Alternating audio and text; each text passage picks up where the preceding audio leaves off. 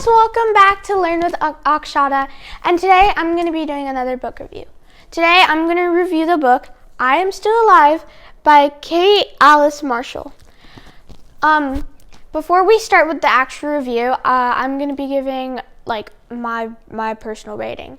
I would give this book a 4 out of 5 stars. I think it's a good book, but I just felt like some parts were repetitive, or there were a lot of really huge skips in the timeline, which made me feel a little bit confused.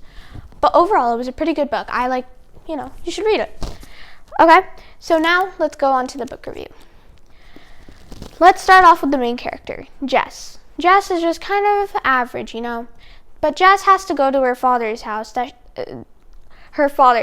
She hasn't seen her father in over a decade. Jess has to go to her father's house because Jess's mother died in a car crash. Jess was also there in that car crash, and she got a really bad injury from it.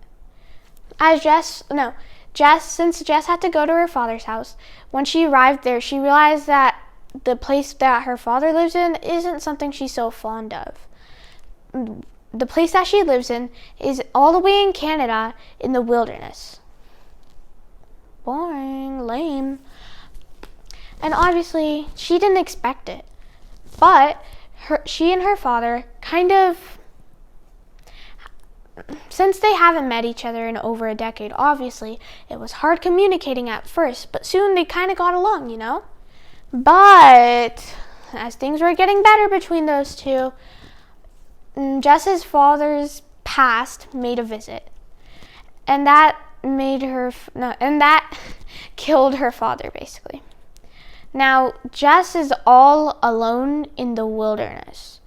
And keep in mind, where she lives is far out, no one can even see you there. All Jess has now is her father's dog, and basically that's it. Because her father's cabin got burned down. I'll tell you why later.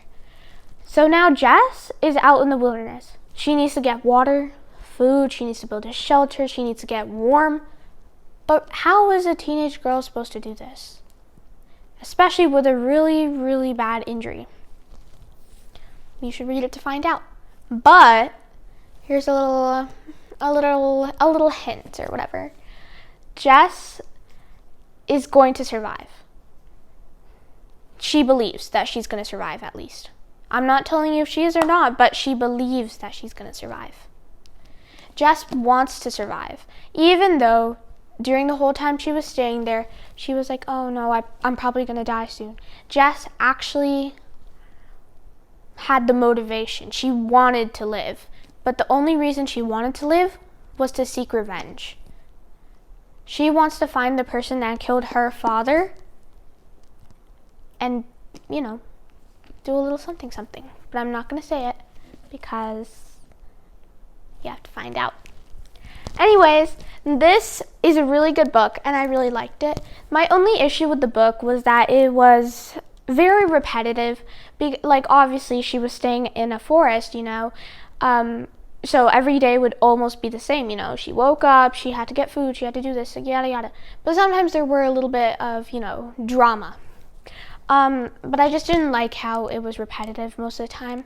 And another thing that I didn't like was the skips in time, because it never actually showed you how long she was there or how the time period or anything.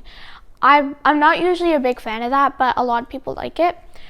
This book also has a before and after part, which switch every chapter, which I think is also really cool, but again, not really my thing, because I get confused easily.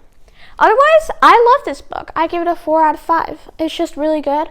And yeah, I like the way the author really described everything. The way that they added drama in between the chapters, and the plot twist and all that. I was shocked after I read this book. I was like, okay. So yeah, thanks for watching. Bye!